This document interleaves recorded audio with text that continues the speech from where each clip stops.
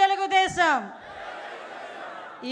ఈ మాట వింటేనే నీతి నిజాయితీ కలిగిన తెలుగుదేశం పార్టీ గుండెలు ఉప్పొంగాల. అవినీతి పార్టీలో కూరుకుపోయిన మనుషులకి గుండెలో రైళ్లు పరిగెట్టాలా. అది నినాదం అంటే మరొక్కసారి జై తెలుగుదేశం. రాజకీయ చరిత్రలో స్వతంత్రం వచ్చిన తర్వాత నుంచి అణగారిపోయిన తెలుగు ప్రజల అభిష్టాన్ని తెలుసుకొని సంక్షేమం గురించి, అభివృద్ధి గురించి, తెలుగు జాతి గౌరవం గురించి అలనాడు స్వర్గీయ ఎన్టీ రామారావు గారు పెట్టిన ఒక పార్టీ, అదే ఒక చరిత్ర, అదే ఆ తెలుగుదేశం పార్టీ. ఆ పార్టీ పెట్టి ఈ రోజుకి కూడా తెలుగు ప్రజలు గర్వంగా నిలబడేటట్టుగా చేసిన ఆ మహానుభావుడికి మనందరి తరపున ఘన నివాళులు అర్పిస్తూ ఈరోజు అదే తెలుగుదేశం పార్టీ ఆశయాలకు అనుగుణంగా ఒక తండ్రి స్థానంలో ఉండి ఎన్నో ఒడిదుడుకులు ఎదుర్కొన్నప్పటికీ కూడా, ఎన్నో అవమానాలు ఎదుర్కొన్నప్పటికీ కూడా, ఎంతోమంది ఎన్నో మాటలు అన్నప్పటికీ కూడా తెలుగుదేశం పార్టీ కార్యకర్త గురించి, తెలుగుదేశం పార్టీ నాయకుల గురించి, కార్యకర్తల గురించి, తెలుగు ప్రజల గురించి నేనున్నానని అన్ని అవమానాలు పడి కూడా మీ అందరి గురించి అవమానాలు పడినా కూడా చెక్కు చెదరని చిరునవ్వుతో మన ఎదురుగా నుంచిన మన నాయకుడు నారా చంద్రబాబు నాయుడు గారికి పాదాభివందనం చేసుకుంటూ, అదేవిధంగా ఈరోజు తండ్రికి తగ్గ తనయుడు, తాతకి తగ్గ మనవడు అంటుంటా. మొన్నైతే తండ్రికి తగ్గ తనయుడని చాలా సందర్భాల్లో నేను నిరూపించిన నా సోదరుడు లోకేష్ బాబు గారు మొన్న మానవత్వం, తెలుగుదేశం పార్టీ అంటేనే మానవత్వంతో కూడిన పార్టీ అని తాతకి తగ్గ తనయుడిగా మొన్ననే నిరూపించిన తను తన సొంత ఖర్చులతో అవయవ దానం చేసిన ఒక గుండె మార్పిడి విషయంలో ముందుకొచ్చి నడిపించిన వ్యక్తి నా సోదరుడు అని గర్వంగా చెప్పుకునే మా జాతీయ ప్రధాన కార్యదర్శి నారా లోకేష్ బాబు గారికి, అదేవిధంగా రాష్ట్ర పార్టీ అధ్యక్షులు పల్లా శ్రీనివాసరావు గారికి, ముఖ్యంగా ఈ వేదికను అలంకరించిన అతిరథ మహారథులు. ఇందులో నేను చాలా చిన్నదాన్ని, ఎందుకంటే 83వ సంవత్సరం నుంచి కూడా తెలుగుదేశం పార్టీ గురించి ఎన్నో త్యాగాలు చేసి ఈ రోజుకి ఇక్కడికి తెలుగుదేశం పార్టీ ఉంటే మనం ఉన్నామనుకునే విధంగా ఉన్న తెలుగుదేశం పార్టీ నాయకులందరికీ కూడా మరొకసారి శిరస్సు వంచి పాదాభివందనం చేస్తూ, తెలుగుదేశం పార్టీ కార్యకర్త, నా కోసం పుట్టిన పార్టీ, నా జాతి కోసం పుట్టిన పార్టీ, నా కుటుంబం కోసం పుట్టిన పార్టీ, ఈ పార్టీ జెండా ఎన్ని ఒడిదుడుకులున్నా కూడా కిందన పడకూడదు అని, పడే సందర్భం వచ్చినా కూడా కిందన పడనివ్వకుండా 2 చేతులతో ఒడిసి పట్టుకొని ధైర్యంగా గుండె నిబ్బరం చేసుకొని గుండెని చీల్చుకుంటూ బయటకు వచ్చిన జెండాను పట్టుకున్న ప్రతి కార్యకర్తకి కూడా పేరు పేరున శిరస్సు వంచి పాదాభివందనం చేస్తున్నా. ఎందుకంటే ఈరోజు తెలుగుదేశం పార్టీ బలగం తెలుగుదేశం పార్టీ కార్యకర్తలే. ప్రతిసారి తెలుగుదేశం పార్టీ అధినాయకుడు మా నారా చంద్రబాబు నాయుడు గారు చెప్తుంటే ఒక్కొక్కసారి నాకు 12 సంవత్సరాల రాజకీయ అనుభవం, ఈ రాజకీయ అనుభవంలో చూసిన సందర్భాలు చాలా ఉన్నాయి. మేము పార్టీ క్యాన్వాసింగ్కి వెళ్ళినా, ఎక్కడికైనా మీటింగ్కి వెళ్ళినా పెద్దవాళ్ళు 2-3 వచ్చి ఏదైనా పెన్షన్ అడుగుతారేమో, లేకపోతే ఏదైనా హౌసింగ్ స్కీమ్ అడుగుతారేమో అనుకుంటే నా దగ్గరకు వచ్చి చాలా సందర్భాలు, అమ్మ పార్టీ జెండా ఇవ్వమ్మా, మా ఇంటికి కట్టుకుంటానని చెప్పి ఇన్న సందర్భాలు కూడా చాలా ఉన్నాయి.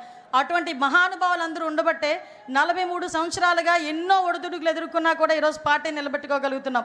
ముఖ్యంగా తండ్రి స్థానంలో ఉన్నారని ఎందుకు మాట్లాడుతున్నానంటే గౌరవ చంద్రబాబు నాయుడు గారి గురించి. ఏదైతే పార్టీ ఈరోజు మన సిద్ధాంతం పేదరిక నిర్మూలన అని మన సిద్ధాంతం.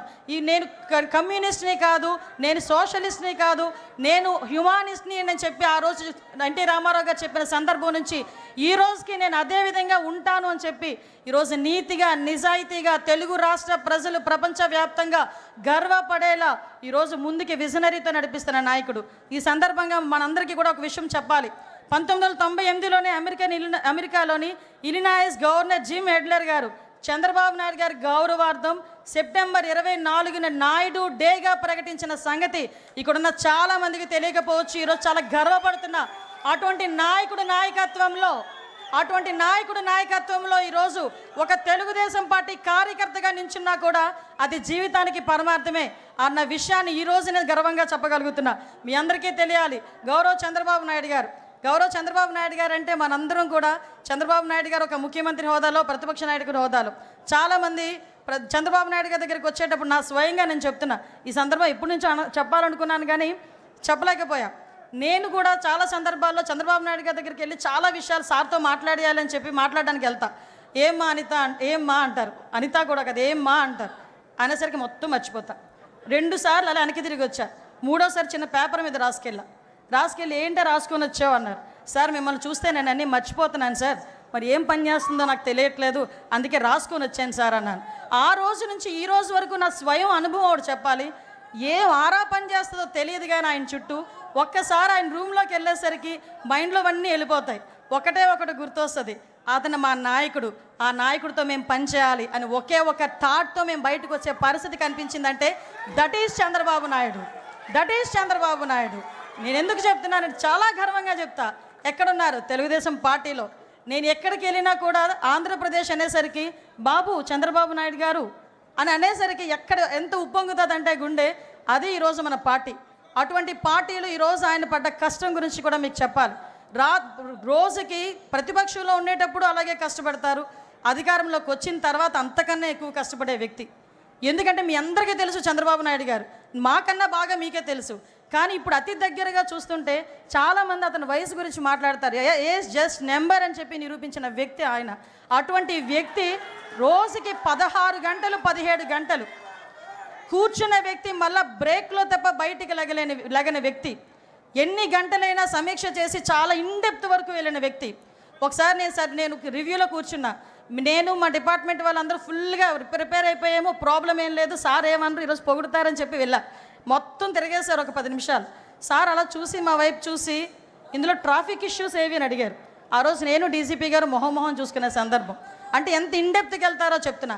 అటువంటి వ్యక్తి గురించి ఎందుకు చెప్తున్నాను అంటే, మీరందరూ 2047 గురించి మాట్లాడుతూ ఉంటే ఏమో ఏంటో, ఎప్పుడు 2047 ఇప్పుడు ఏంటి మనకి అనుకున్న సందర్భాలు కూడా చాలా ఉన్నాయి.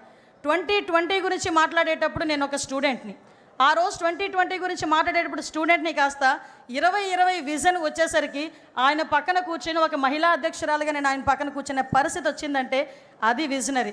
ఈరోజు హైదరాబాద్ వెళ్ళినా ఎక్కడికి వెళ్ళినా కూడా చంద్రబాబు నాయుడు గారు కనిపిస్తారు. ఒక ఐఎస్బి కానీ, ఔటర్ రింగ్ రోడ్డు కానీ, ఎయిర్పోర్ట్ కానీ, అక్కడ ఉన్న హైటెక్ సిటీ కానీ, ఎక్కడికి వెళ్ళి తలుపు తట్టినా దిస్ ఈజ్ చంద్రబాబు నాయుడు అడ్డా అని చెప్పే పరిస్థితి హైదరాబాద్లో కనిపించింది. మళ్ళా అదే పరిస్థితి రాబోతుంది మన అమరావతిలో. మన అమరావతి చరిత్ర ఉన్నంత వరకు అమరావతి ఉంటుంది. చంద్రబాబు నాయుడు గారు 3 తరాలు చూస్తుంటారు. నాయక మీకు ఒక విషయం చెప్తున్నా, మీరు 3 తరాల నాయకులను చూశారు, 4వ తరం నాయకులను చూడబోతున్నారు. 40 తరాలు వచ్చినా కూడా అమరావతి అని వచ్చేసరికి తెలుగుదేశం పార్టీ చంద్రబాబు నాయుడు గారే గుర్తొస్తారు తప్ప వేరే ఏ నాయకుడు గుర్తుకు రాబోడు. ఇది సత్యం. ఏదో సార్ ఉన్నారు కదా పొగడ్డానికి మాట్లాడలే, నేను చూస్తున్నాను కాబట్టి చెప్తున్నా. 2047 ఒకటే ఒక విషయం చెప్పి ముగిస్తా.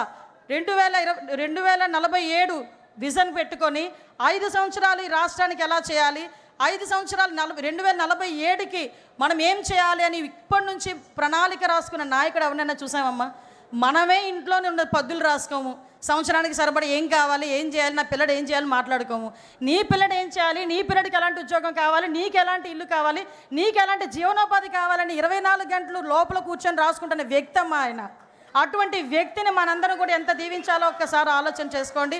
ఈ పేదరిక నిర్మూలనే ప్రధాన ధ్యేయంగా పుట్టిన తెలుగుదేశం పార్టీకి నిజంగా మణిహారం మన చంద్రబాబు నాయుడు గారు. ఎందుకు చెప్తున్నానంటే మన సీఎం గారి గురించి, ఈ రేపు 2047 ఉగాది రోజున 2047 విజన్ ప్రకారం పేదరిక నిర్మూలనే ధ్యేయంగా, తలసరి ఆదాయం పెరగటమే ధ్యేయంగా 20 లక్షల కుటుంబాలకి చేయూతగానిచ్చే విధంగా రేపు 2047 P4 విధానాన్ని ప్రవేశపెట్టడం, ఇదే ముందు రోజు మనం నిజంగా అదృష్టం అదే కలిసి వచ్చింది.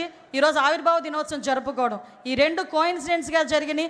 అది ఆయనకి మన పూర్తి సహాయ సహకారాలు మన సీఎం గారికి అందించాలి, మన జాతీయ అధ్యక్షుల వారికి అందించాలి. అదేవిధంగా మనం ప్రతిసారి కూడా ఎలాగైతే ఎన్నిదన్నుగా ఉన్నారో, ఆయన కష్టంలో ఉన్నప్పుడు, నష్టంలో ఉన్నప్పుడు, అవమానం భరించినప్పుడు, ఆయన జైలుకి వెళ్ళినప్పుడు కూడా ఎంతోమంది ఈరోజు ప్రపంచవ్యాప్తంగా బయటకు వచ్చి ఆయన గురించి మాట్లాడి ఆయన గురించి ధర్నాలు చేశారంటే, అటువంటి నాయకత్వంలో మనం ఉన్నందుకు ఒక్కసారి పసుపు జెండా పట్టుకొని గట్టిగా తిప్పాలి. జై తెలుగుదేశం. ఈ అవకాశం ఇచ్చిన ప్రతి ఒక్కరికి కూడా ధన్యవాదాలు తెలియజేసుకుంటూ సెలవు తీసుకుంటున్నాను. జై హింద్.